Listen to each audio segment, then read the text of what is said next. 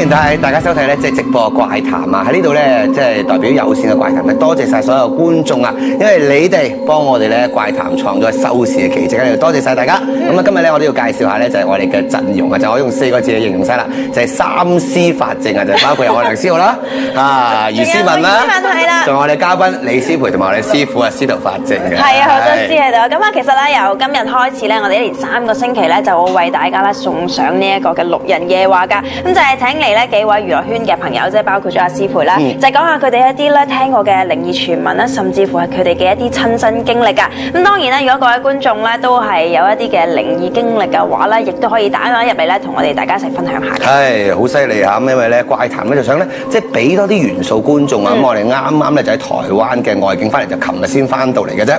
咁啊就今次咧好突破，即係除咗我梁思浩啦、余思文啦之外咧，我哋帶埋咧啲家庭觀眾咧一齊去到即係台灣嘅。除此之外，仲有啲唔同㗎。係啊，仲有啦，就係新城娛樂台恐怖熱線嘅主持潘少聰啦，亦都隨隊出發一齊去到台灣。當然啦，我哋亦都啦經過好多一啲好驚險啊，同埋好靈異嘅一啲嘅經歷啦。咁大家如果想知道呢咁精彩嘅內容咧，就記住要密切我哋咧呢個台灣不思議手記啦。係，咁我都話俾你聽，我咧今次去到台灣咧，我自己都有啲驚啊。不過大家要馬上睇咧，即係6人夜話，睇下今一集咧，我哋嘅嘉賓講一啲嘅娛樂圈鬼故啊，馬上送上。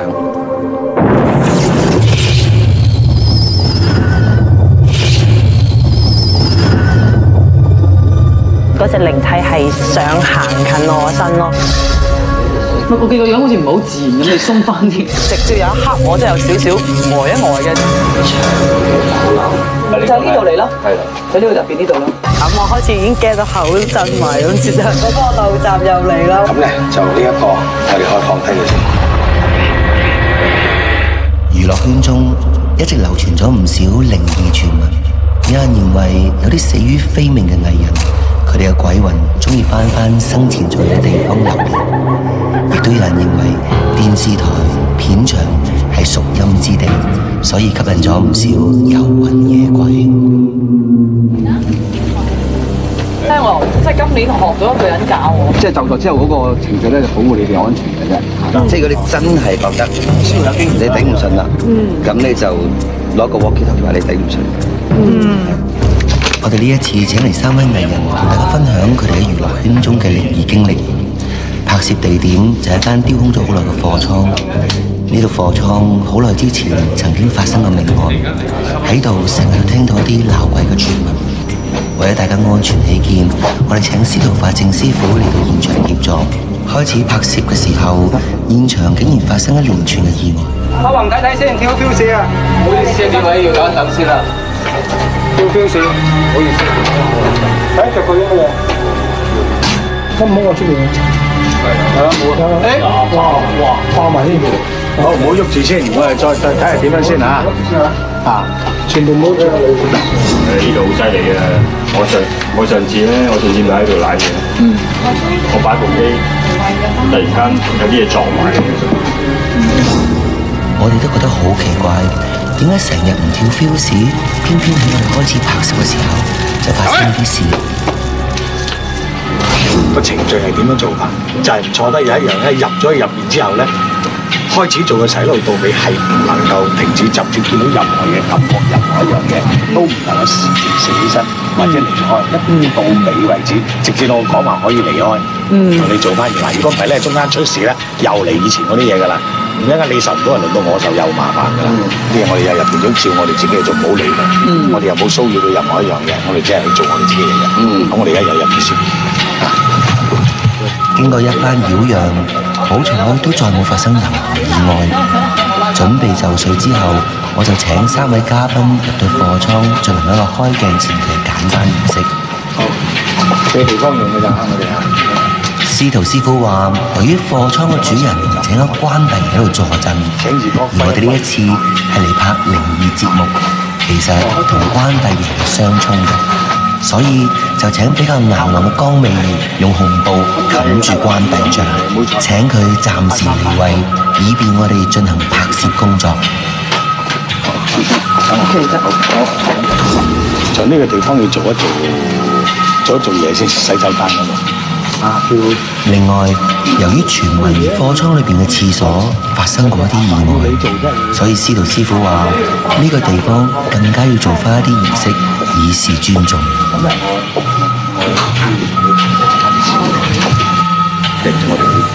我哋路過係做嘢嘅啫，電視台做嘢。咁呢啲係往生紙質、往生咒嚟嘅。點着佢就殺得㗎。你驚啊？唔使驚。另外朋友哋嚟拍嘢定唔係全心需要？掟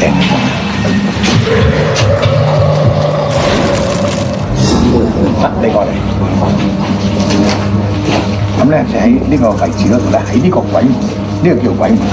向住呢個位置咧，揸住佢殺起佢，掟高佢，就掟高佢。咁咧我哋路過嘅人，我哋路過啫，掟高係冇錯，燒獎嚟嘅。喺正式拍攝之前，司徒師傅為我哋準備咗個特別嘅方法，用嚟保護大家。到底呢個方法有乜嘢作用呢？可能大家都要拉實嘅喎，千祈唔好咁樣吊住佢㗎。咁呢一個咧，拉住佢時間係點樣咧？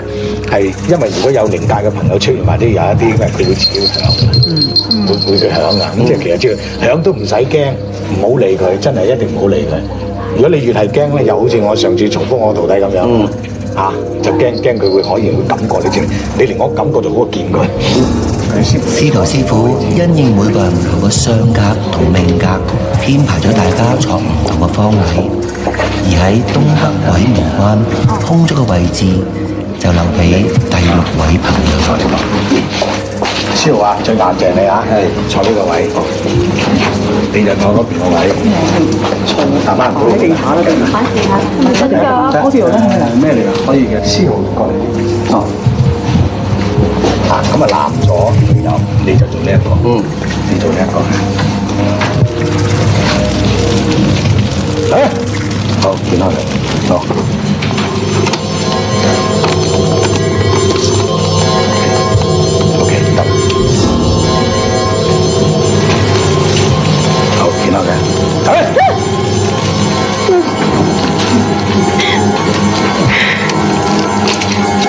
坐翻嚟，裝香，3個裝香先。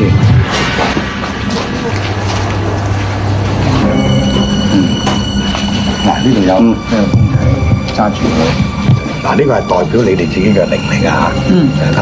然後咧，自己親自將佢放喺呢個中間度，每個人放翻咁樣向住你自己，冇錯啦。OK， 我哋一間整好啲嘢咧，我哋會離開㗎啦。我只係會喺旁邊，當有危險，我先會同你做嘢。喺呢個情形之下咧，做好晒而家所有嘅防護措施都做好晒㗎啦。你哋唔使驚，你哋自己有自己去做嘢嚇。好啦，而家開始啦，你哋自己開始啦，我哋可以離開呢度。準備就緒之後，司徒法正師傅同埋攝製隊嘅所有工作人員就離開貨倉。而我同佢嘅朋友亦都喺呢一個充滿恐怖氣氛嘅場地開始講鬼故。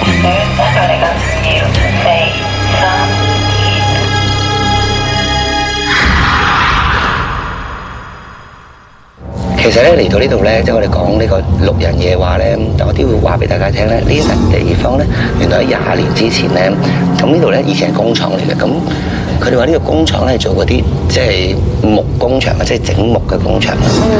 咁咧以前咧，因為你凡係工廠咧，就係新年之前咧就會發放即係雙糧俾大家，就跟住就老闆就休息，即係你知嗰啲廠好中意休息咧，就好多人嘅。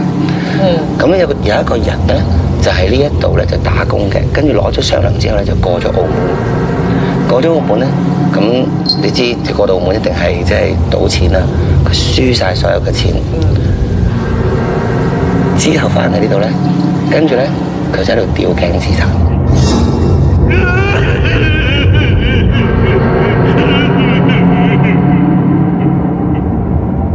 但係佢話吊完頸之後，跟住咧。個老闆係好多錢翻嚟嘅，翻嚟嗰時見到佢成個真係脹晒，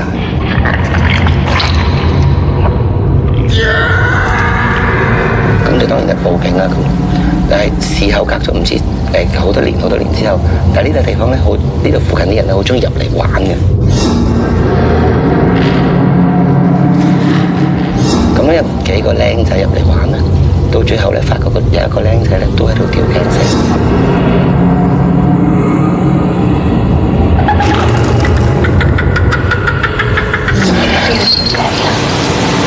哦，咁呢啲就唔知喎，應該係嘛？一個位咯。但係另外嗰個係咪都係嗰啲時間？新年係啦，又係嗰段時間。即係而家。點解佢哋揀喺呢度講鬼故，就因為佢哋嘅過往有咁嘅經歷咯。唔使驚，我手震。唔係，我喐啫。因為好辛苦啊個樣，我見個樣好似唔係好自然咁，你鬆翻啲。我係有啲緊張啊！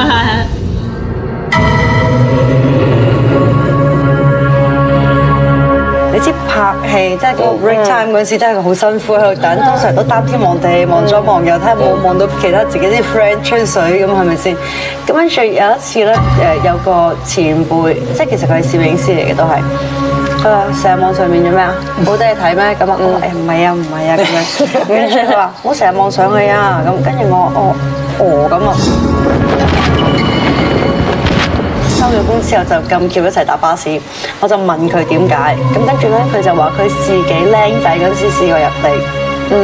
拍緊嘢期間，又係以前間廠入邊可以食煙嘅，係啦。咁我哋就話喺度食緊煙嘅時候，喺度擔天望地，望下一望一睄上去，我而家唔敢睄添。平時我攰型攰食嘅，我一望上去，捉下嘅，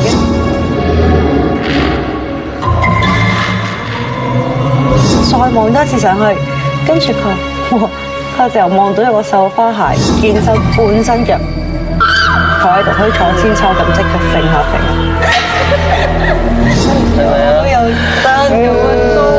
頭先我都有嗰個陋習又嚟啦，我又向上睄啦。係啊，因為我不自覺。係啊，不自覺嘅真佢係。千祈唔好向上睄。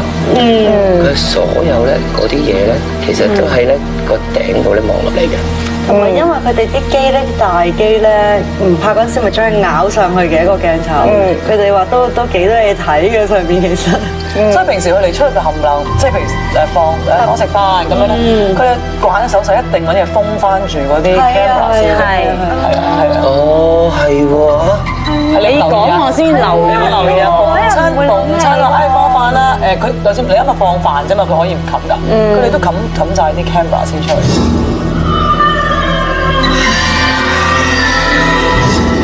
即係收廠就冇辦法，收廠推返入去嗰個機房啦。但係平時咧放飯都係全部閂晒嘅。即係費事影到啲。我唔知啊，不過可能佢哋又唔想整花咧，即係你咁樣諗，你會可能冇咁緊張嘅。但係因為我有問過佢哋啲打燈嗰啲咯，我點解唔好隻眼睄上去？佢哋諗下，全個廠當你拍緊嘢，一定好光㗎。咁最黑邊度啊？頂咯。就係最黑冇光嘅頂嗰啲位到最黑。即係佢要匿咧，佢一定匿喺嗰度。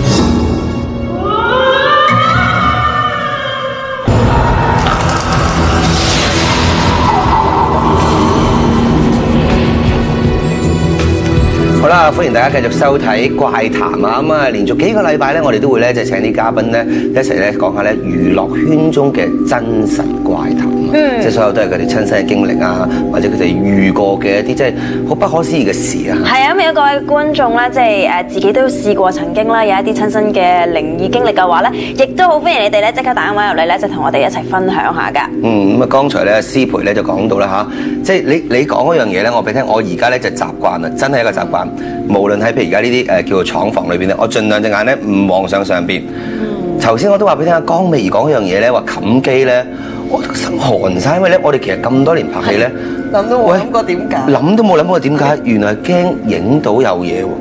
係咯，唔講你唔會懷疑噶嘛。原來真係醒起，即係你一講起咧，你就真係諗到，即係個個都真係好有手尾嘅，唔會人漏嘅喎。同埋我真係唔明呢一樣嘢啦，即係攝影師就通常咧，即係佢哋嘅自己職責啦，但係佢哋每一樣嘢放飯咧，佢真係首先冚咗機先，係啊佢真係冚住佢嘅。哇！我當時咧真係寒一寒啊，真係。即刻打冷震啊！同埋咧，但係即係譬如思培咧就話，即係見到咧，譬如喺錄影廠啊，好多人咧都話會見過紅色繡花鞋啊喺呢個即係個頂上面。我又想問下司徒師傅，即係點解通常呢啲嘅傳說啊，或者呢啲人見到通常都係繡花鞋嘅咧，着住仲要係紅色嘅喎？因為好多時咧如果有啲過咗身嘅女士啊，咁佢有時做嘅時候，即係俾佢放喺木嘅時間咧，即係佢喺棺材裏邊啦，就俾條紅鞋佢着咁嘅。哦，即係佢最後一套衫。係啦，最後嗰套衫，咁啊好多時咧就流傳咗好多咧，都一講就好容易講翻對紅鞋，因為紅色就代表咗猛咁解嘅。咁啊，但唔係話佢因為佢過咗身咧着紅色就代表咗某一種，係只不過有一個俾佢一個叫做話好嘅歸宿就咁解嘅。因為亦都有啲着白色嘅，但係白色咧通常嚟講係屬於唔好嘅意頭嘅咁樣，咁啊俾一個最好嘅意頭嘅啫咁解嘅。即係佢哋着嗰套壽衣啊。係啊，咁所以好多時走翻出嚟又會提翻出嚟，見到又係啲咁嘅鞋啊，即係會見到，因為好容易嗰啲雲靈嗰啲咧，即係靈啊嗰啲，通常喺下邊嗰度睇到㗎嘛。咁啊睇到佢腳嗰度，佢走翻隻鞋出嚟，好容易覺得就咁樣傳出嚟嘅啫。剛才睇斯文咧講起壽衣，我都想話俾阿師培聽，你有冇試過着個真嘅壽衣啊？冇。嗱，因為拍戲即係拍嘢先係有機會做到呢樣嘢。嗱，拍戲咧多數咧係點咧？我哋着叫假壽衣，就係俾套古裝你就係得啦，死咗啦咁樣，你瞓喺度啦咁。但因為我上次咧就做怪談嘅記者招待會咧，就佢哋真係買咗喺啲叫做壽衣鋪，真係嗰啲賣壽衣嘅地方買咗一套壽衣俾我着，就買咗一副真嘅棺材，就要我瞓落去個棺材度着埋壽衣。原來係啊。嗱，我想話俾你聽。嗱，我哋嗰時拍戲真係我真係覺得好慘㗎，要你做咩就做啦嚇，係咪先啦？你唔好講咁多啦咁。呢叫演員道德。係演員道德。我陣間先講幾單真嘅演員道德事，即係你都唔知點算啊！真係要拍戲嗰時。好啦，咁啊着壽衣啦，不過我着嗰人就話咧，我話因為我未着過，同埋着親都冇感覺㗎嘛。我啲咁大件嗰啲壽衣冇碼分嘅咁，冇碼嘅，好大件嘅。咁我冇紐扣嘅。你話原來壽衣咧，所有嘅係綁繩同埋唔綁裂嘅，因為佢話等你唔好扣住啊，即係咧你解得開啊啲嘢，即係唔好帶住一啲嘢解唔開咁走。咁我着好晒啦，原來7層嘅。但係點解係7字7層？係咯，點解會有咁？因為通常咧7嚟講咧喺玄學個數上嚟比較一個尾數神秘嘅數嚟嘅，係一個異性嘅數嚟嘅，異數嚟嘅。係嗱，成樣嘢着晒壽衣之後咧就要着鞋啦。咁嗰啲叫壽鞋。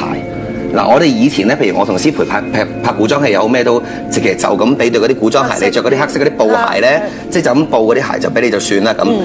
但係原來壽衣嘅鞋咧係冇底嘅，即係冇白色嗰個底上面。嗱，譬如古裝鞋咁咪有個底嘅，係咪先啊？白色嗰個。佢咧個底咧係紙嚟嘅。哦。咁我話吓，我紙咁樣行我咪穿咯，佢就叫我你唔好行啊，穿啊咁樣。咁我仲話嚇，冇人會着嗰啲鞋嚟行到。係啦。係啊，佢真係咁講啊！佢話邊個會着嗰對鞋嚟行路啊？哦，咁又係喎。同埋佢話佢哋着嗰對鞋以後都唔行嘅，所以係紙嚟嘅，即係個底係紙嚟嘅。哇！我當時覺得心都寒晒。我話我可唔可以唔着呢對鞋啊？咁同埋啲記者都影唔到我隻腳咯。我覺得好大嘅利是，因為佢話着嗰對鞋之後咧，就永遠都唔落地嘅。哇！但我話俾你聽，我要落翻地嘅大佬，你唔好咁玩我啊！好驚！其實問下師傅，即係除咗即係咪真係因為唔會攞嚟行啦？當然之外，有冇得啲咩意思嘅咧？咪師傅講冇錯嘅，相傳就係咁樣嘅。嚇！即係唔再落地啦，所以係啦，冇錯啦，即係唔會再翻轉頭咁解嘅啦。唉，師培咧嗱，因為我睇你上次拍一套電影咧，就叫《我愛師新娘》。嗰個地方咧，傳聞咧係全個香港咁多拍嘅地方咧最陰㗎啦。好彩我拍之前你冇話俾我聽，因為我日日開工真係第一件事，但係都係。但係你冇遇到有嘢咩？係唔舒服咯，係啊！我就拍你講嗰個地方咧，我哋因為有幾笪地方拍嘅嗰陣時，其實係幾笪都唔舒服。有其他工作人員佢哋遇到嘅全部都唔同嘅。係化妝梳頭。個個都見到嘅。嗱，我講嗰個咧，即係最陰嘅咧，就喺荷里活道嘅一個即係公務員嘅宿舍嚟嘅。嗰個地方係次次拍嘢都有嘢㗎。我去拍嗰陣時係要行樓梯上去，你知我哋有時可能上落，可能啲袋咧就擺喺架車度，咁樣要落去攞嘢。咁我一個人行落去，行到上去之後咧，跑上去嘅時候，佢話你做咩？我係除咗我對高踭鞋，冇着鞋跑上去，因為我行嗰條樓梯嘅時候，我唔記得3樓定5樓㗎。我行嗰陣時候冇嘢啊，咁樣一路行上去。我突然間 feel 到咧，你細個嗰陣時學校咪會有嗰啲走火警嗰啲預預習係啦，即係預演啦，咁係。通常啲朋友就問快啲都會逼你，我覺得好似有好多個人喺後邊催我行快啲，係直頭好近。總之好似佢又唔係擁你，佢總之你係要行快啲，佢哋衝緊上嚟咁樣咯。即係一種壓力，逼你快啲快啲。係唔係一個係一紮？總之係好逼嘅樓梯裏邊，好似有好多嘅人一齊，一定要衝上去咁。但係你知唔知你識得除鞋走喎？你講呢個係上次我哋拍達德嗰個其中一個嘅參加者話，佢一行入達德度就係咁推佢啦。係啊，係咁推。我話你點解行得咁急啊？係咁喺後邊推佢咯。師傅，我想問下點解會咁樣嘅咧？即係有壓力，佢係直頭推住你，你快啲啦，快啲啦。因為靈界有啲咧，佢接近咗你嘅時間，佢係未必可以上到你身或者成，但係佢會喺你個旁邊度咧，即係佢做出一種俾你感覺㗎。好多時我哋去拍嘢，出邊我都知道感覺。佢直情係一種力量喺你旁邊，你係感覺到嘅，感覺到佢圍住你啊，喺度擁你啊，想快脆就去做啦咁樣。其實呢個程都有個危險性㗎。譬如如果你拍緊個地方啊，喺啲樓梯啊，或者係一啲懸崖邊啊，或者樓梯，即係佢嗰啲露台邊啊，就會發生事㗎。好多時真係會有咁嘅問題。我推下就推咗嚟。係啊，咁所以嚟講咧，我哋通常你發覺我哋一去嘅時間咧，好多時你哋一去到個地方比較上係路邊啲嘅咧，我就特別係要你哋留意就咁解嘅。不過你今日啱講嘅講，如果唔係你係驚咁啊有時。唔係喂，好坦白，譬如梁思浩、李思培咁成日要拍嘢去呢啲地方，喂，我都想問下，我幫我啲演員同事問係啦，我哋可以做啲咩啊？咁又唔係話佢係咪唔中意我哋先推我哋啊？又唔係嘅喎，因為點解咧？靈界嘅朋友咧，就點解對電影嘅嘢好怪嘅？點解咧？因為佢哋係透過一種係專係影另外一個世間嘅嘢，佢有機會影到嘅，所以佢哋都係相傳咧，好中意。譬如嗱，你見到啦，鬼子又睇大戲啊，有啲嘢啦咁樣，佢哋其實對啲咁嘅嘢咧，佢好中意嘅。咁啊，見到你哋咧有燈光，見到你，佢哋就總會圍啦。其實佢哋唔係一定害你喎，佢係想接近嘅喎。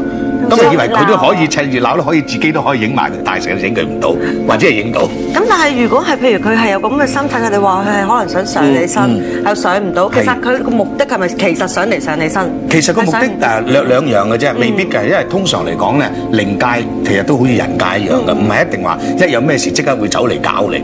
佢會走去接近下，佢其實貪過癮，係睇下玩下就咁樣嘅。就係玩下有時玩出事噶嘛，你驚啊嘛，你驚咪出事咯。所以我成日同你哋講話，見到任何嘢你哋當睇唔到，最驚係睇唔到。但係呢樣嘢係最難做嘅。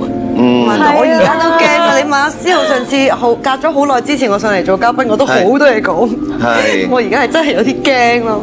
但係我真係好想知道啦。譬如因為點解咧？我稍後翻嚟會講咧兩個嘅即係我哋娛樂圈嘅真實事件啦。譬如你上次嗰個就係即係荷里活道一個即係方力申同埋 Micky 同你拍嘅一個電影，其中一部電影咧，我俾你聽咧，一個女演員咧就知道今日咧師傅喺度，佢就問。佢就想叫我幫你問，因為佢拍攝其中咧遇到一啲嘢，咁佢就講啦。佢話：你可唔可以幫我問下師傅，我咁會唔會有事啊？咁樣係因為咧，即係譬如好多時候，多人都話，譬如俾鬼鬼責啊，或者譬如啲演員咧，好多時有呢啲咁嘅靈異嘅經歷，因為喺片場好多時遇到噶嘛。其實譬如真係遇得多，會唔會都會有即係對個人係有影響，或者有唔好啊，或者身體啊，或者運程啊各方面有唔好嘅影響噶啦。係總言之，轉頭翻嚟咧，我會繼續講呢個娛樂圈嘅真實怪談啊，同埋咧可以繼續聽你哋嘅電話嘅。嗱，轉頭翻嚟咧，我哋繼續講娛樂圈怪談。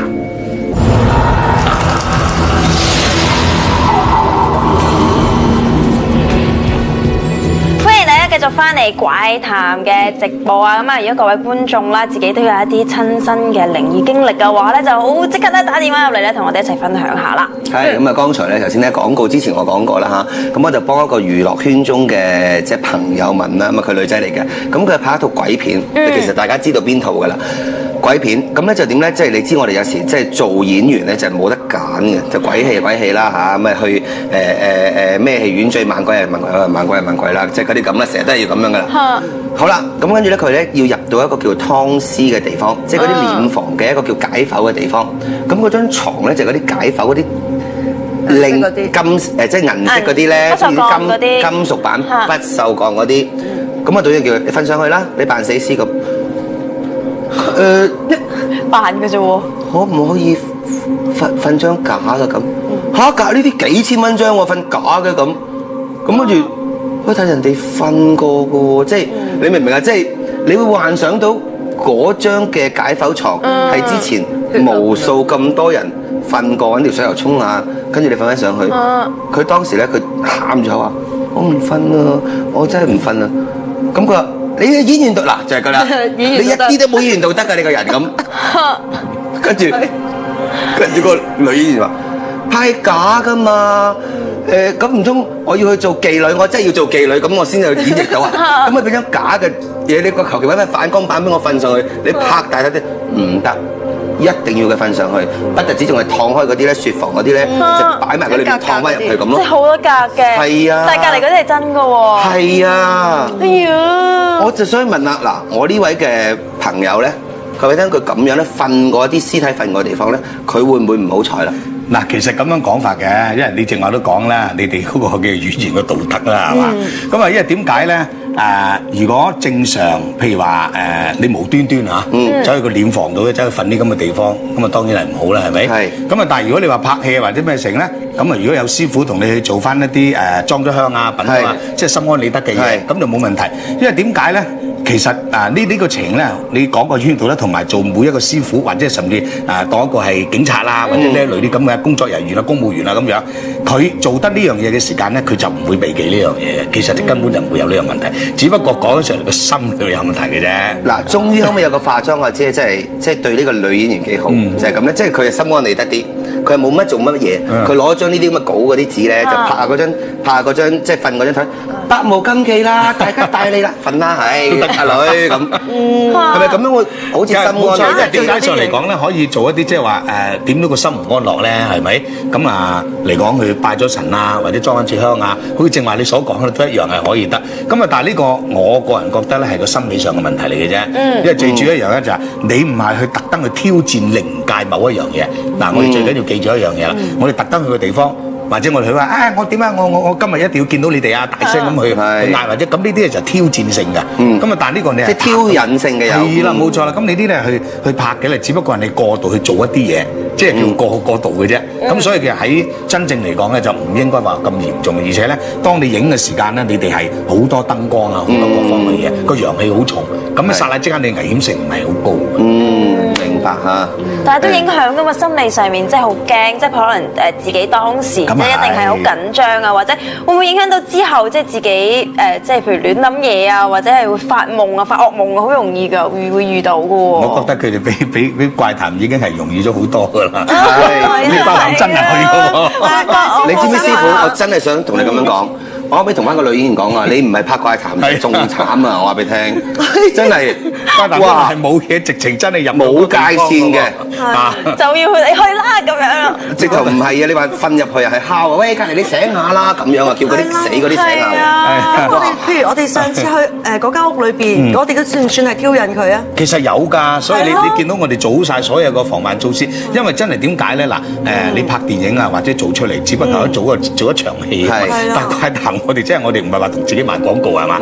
我哋真係去個地方係大有不停係大有個挑釁性。如果挑釁性最慘嗰個唔係我，係你哋走去做喎。咁我咧就要喺個旁邊去睇咧。咁有個危險性，真係會有危險性㗎。係，但係所以話你哋好勇敢嗰陣時。我咪話喺人哋出事嘅地方講翻人哋出事嘅故事。係，講真，其實如果俾着即係大家嚟試過嘅話，我都會唔開心。好似你哋嗰日咁樣，我都見到喺你哋嚟講其實都有好多靈異嘅嘢喺度。即係你哋喺度。講緊嘅時間咧，啲燈光啊，有好多嘢，即係我嚟講，我感覺今有好多嘢。師傅賣個關子先，我哋仲有幾集要播，係。大家想知道就要記住睇，跟住落嚟嗰集啦。嗱，師培，頭先剛才你講緊一個問題係非常好嘅啫，因為我都試過，你可以真係問下師傅。係啊，就而家可以問我。問啊問。我諗住節目完咗之後先問。冇，即刻問大家聽下。師傅即係我嗰日拍完嘢之後咧，其實我翻屋企咧，隔咗幾日之後我發夢。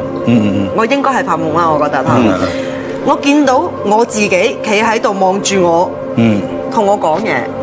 OK，跟住佢係講嗰啲嘢咧，唔係廣東話嚟嘅，但我明佢講乜。你而家問翻我佢講嗰啲乜嘢，我唔記得。係咪同你一模一樣嘅咧？係我自己咯，即係我覺得係原來我自己嘅樣係咁樣，即係直頭係對鏡，或者我睇有時可能睇電視見翻自己嘅時候係嗰個樣，真真正正有個人企喺度同你一模一樣嘅時候，我驚講真，我驚我見到嗰啲嘢，我見到我自己係最驚嘅，係啊。但係點解會見到自己嘅？嗱，呢個情上嚟講咧，其實講真係有幾個形式喺度嘅。嗱，譬如你自己嗰個人個運氣嗰輪好弱好曳嘅咧，又會睇到呢啲嘢嘅喎。咁啊睇到啲嘢，佢可能警醒你都唔出奇，即係話你有啲唔好嘅嘢嚟啦，佢就同你去警醒你嘅。另外最緊要一樣就唔好對住你喊。嗱，如果佢見住咧對住你喊咧，咁就問題啦，可能你有意外或者大病咁。但係另外有一個情咧就話，你嗰輪個運氣好強。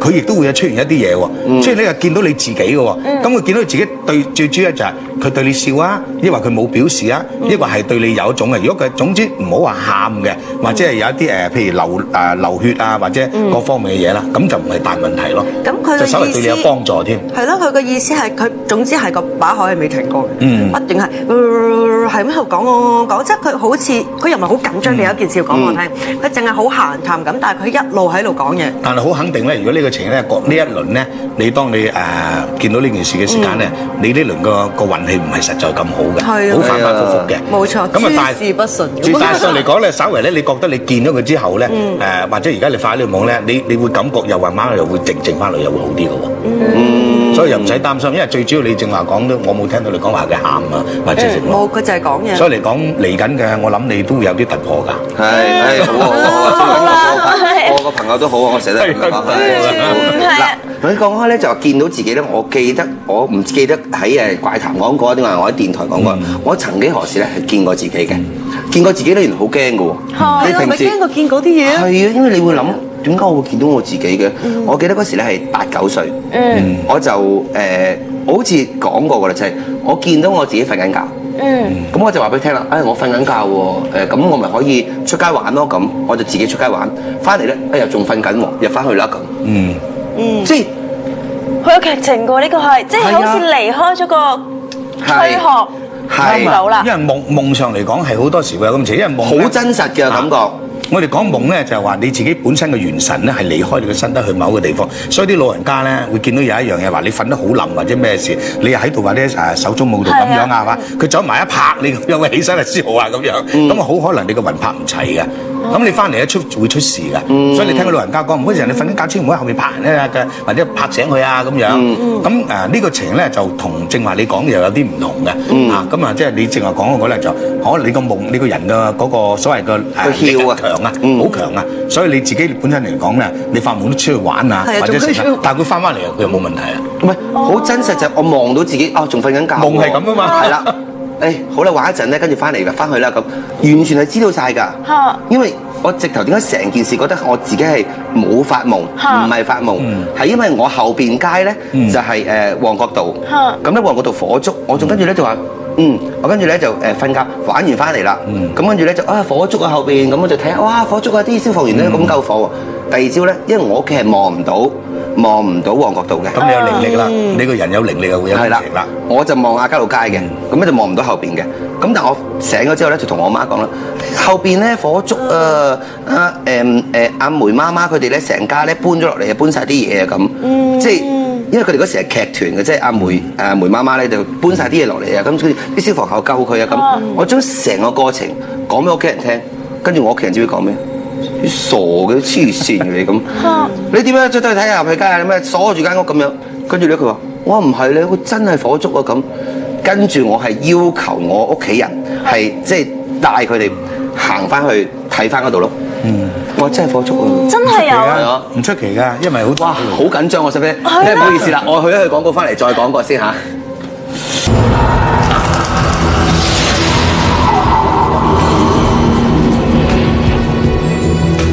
好啦，歡迎大家繼續收睇怪談啊！咁啊，上一 part 真係唔好意思，我哋講得太精彩，同埋仲有幾個嘅即係娛樂圈嘅真實故仔未講啊！但我知道點解我講唔好意思咧，因為咧好多家庭觀眾打咗電話入嚟啊！上一 part 已經 hold 住個電話，真係唔好意思咁啊！係啊，請佢入嚟。方小姐你好，你好。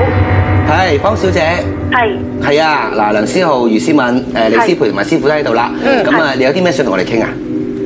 其實咧，我就想講翻我個妹嘅個案嘅。咁我妹其實就一直都俾嗰啲中陰身咁樣纏住啦。咁其實依家個情況都其實今日啦、現在啦，佢都係俾中陰身上咗嘅。咁其實呢件事已經纏繞咗2年時間嘅啦都。咁我哋揾咗好多派別啦。咁佢首先會入我哋初初唔知佢嗰個情況嘅時候咧，咁就送咗去精神病院啦。咁去咗精神病院之後咧，其實件事情出咗精神病院，因為你唔可以長期住噶嘛。咁出咗精神病院之後，佢個情況復發。咁我哋亦都試過去信耶穌。咁佢即係信基督教，咁亦都去過基督教嗰個即係嗰個師傅啊，唔係叫師傅啊，嗰啲係嗰個牧師個牧師屋企住過一排㗎啦，直情。即係個牧師邀請佢屋企住一排，咁但係個情況都冇改善到，咁然後亦都再去信個女組啦，寫符機嗰啲，咁個情況一樣係冇改善到。咁其實中間呢段時間，我哋就揾咗好多個師傅嚟幫佢嚟驅咗佢身體入邊嗰啲呢種咁啊中陰身嘅。咁其實我妹咧，咁喺驅嘅過程裏邊，我哋知道其實我妹基本上係一條天線嚟嘅。咁佢係好容易就會接觸到呢一樣靈界嘅嘢。咁就即係其實佢就容易到去睇本雜誌，見到一啲好嗰啲謀殺嘅個案咧，佢睇完都可以即刻同嗰個謀殺嗰個主角咧通到嘅。即係嗰個情況係即係危險成咁樣嘅。佢至少都有咁嘅能力㗎。即係所以我哋就去睇完，即係我哋都分俾佢睇，只不過可能一兜看嗰啲謀殺個案，我一睇都可以即刻衝到喺佢側邊嘅。咁佢有時都唔夠膽同我哋講啦，咁樣。咁都之後同佢講翻。咁但係呢件事，咁嗰啲個案嘅嗰個命嗰位仁兄咧，都可以上去身搞到佢嘅，其實都。咁呢個情況一直都維持到呢家。咁佢係中間裏邊不停有唔同嘅主角上咗身啦。咁咁佢就初我哋就去到懷疑間屋企風水有問題。咁佢而家嚟緊星期一咧，佢就會搬屋噶啦。咁搬屋嚟緊星期一搬屋咧，呢幾日咧就上得更加密。咁就喺呢幾日日都會上到咁樣啦。咁我哋一直都揾啲師傅嚟幫佢，咁啲師傅都話其實有啲師傅都話俾咗個佛祖嚟保佑佢，話佢冇生命危險嘅。咁佢雖然依家係冇生命危險，但係佢就會成日都會上咗咯。咁最後我哋都揾翻我哋即係揾開個師傅，佢都話依家要靠佢自己幫佢自己嘅啦。咁佢尋日咧就上過一次啦，俾呢樣嘢。咁然後即係佢上嗰時候咧就，咁佢尋日就上過一次。咁然後好唔舒服。咁我翻到屋企即刻跑翻屋企，然後佢打電話同我講：家姐，我而家上咗啊！我而家覺得個人好震，好唔舒服。咁我就即刻咧就放工，咁放假啦，攞咗個地藏菩薩經俾佢。一篇地藏菩薩經，一個地藏菩薩嘅 CD，都一齊聽。咁我就會喺側邊念，佢一聽到咧，成個人咧就開始暈陀陀，好唔舒服咁瞓咗喺度。咁我哋大約念到地藏菩薩經第8卷嘅時候咧，咁佢就開始個人醒翻啲。咁然後我問你覺得點啊？依家佢話覺得有嚿嘢喺個心度，即係佢知道自己其實仲其實冇清到個底，一直喺個心度。咁然後佢就話咁我而家求佛祖，因為之前師傅俾咗個佛祖佢。咁佢就求佛祖幫佢一齊將嗰樣嘢驅出嚟。咁佢就其實佢就隻手不停咁撳實個佛祖符啦。因為佢用嗰個過膠過咗，咁啊唔會整花嘅。咁然後佢就不停咁樣揈個身體。即係可能我相信佢當時嘅情況就係同佛祖一齊嘗試將嗰嚿嘢揈出嚟。咁佢就大約呢個都揈咗成個鐘㗎啦，都即係其實我哋見到佢都好辛苦，但係都幫唔到佢，因為我哋望住佢咁樣。咁嗱，方小姐，你介唔介意我問一個問題咧？譬如你見到呢個妹妹，譬如有中陰身咧，或者有靈體上咗身咧，係有啲乜嘢嘅唔同，或者有啲咩表現㗎？係咪會聽到佢講嘢啊？定抑或有啲譬如啲死咗好遠嘅人咧，會講一啲嘢出嚟啊？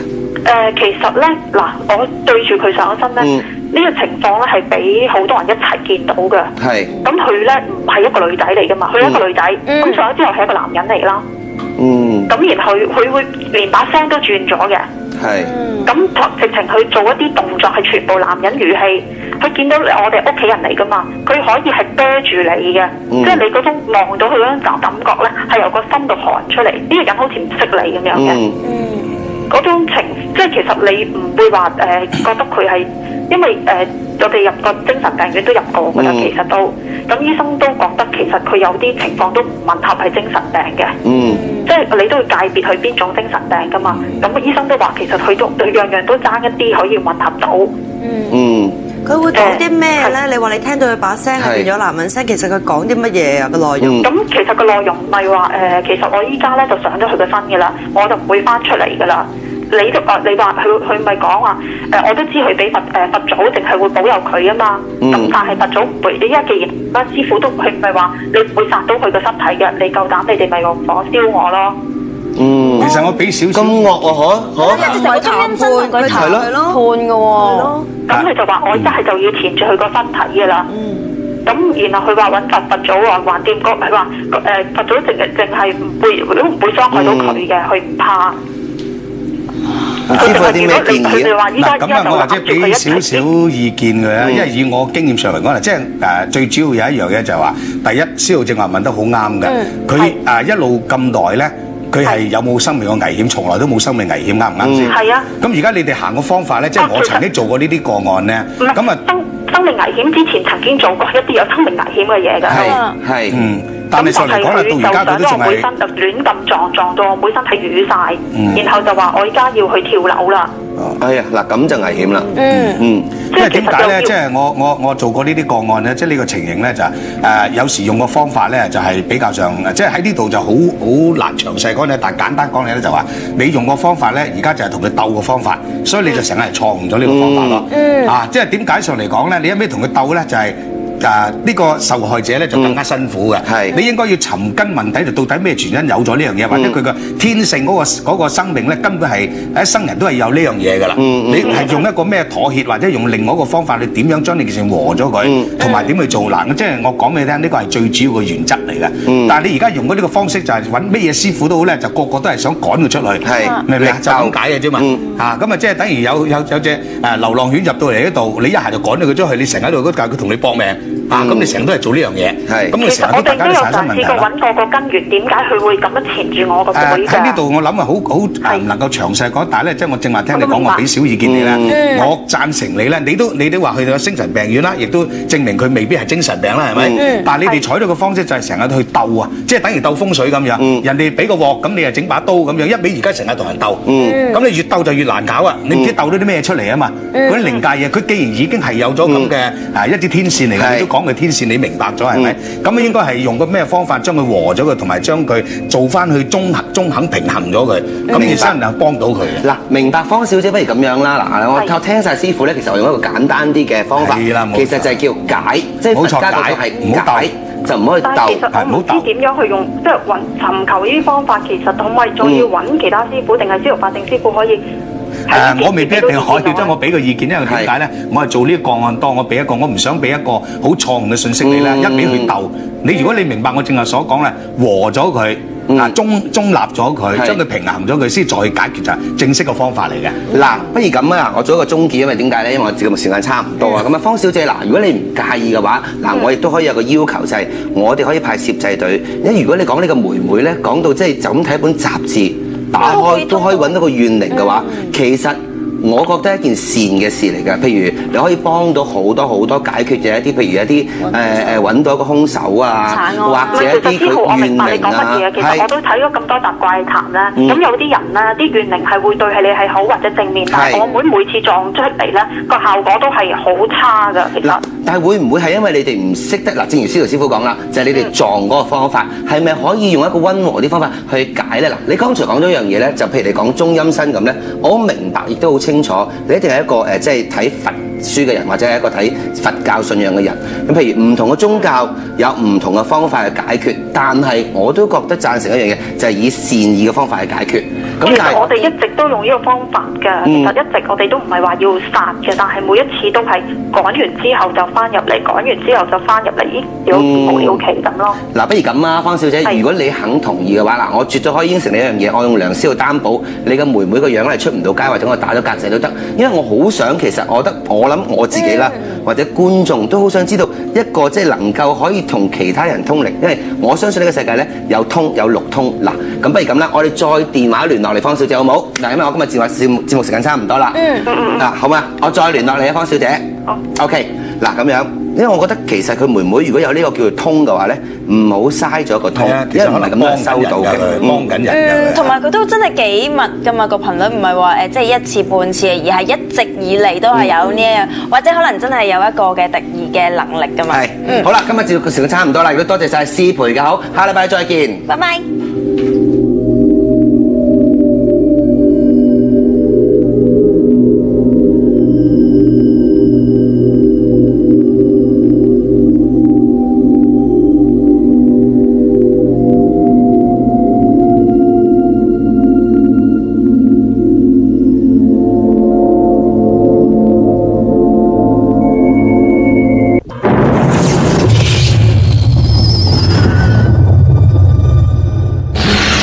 想停一停先好嘛？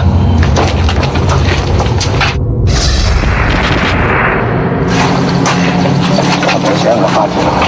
點解？現場休息時無意錄下嘅對話。頭先我係好寒，跟住我心口係好翳，跟住咧我係成身喐唔到，俾鬼砸。佢隻眼喺度即係咁射住佢咧，覺得四女一男，6人夜幕，其中一個怪談，下星期日晚12點半有線 A 台。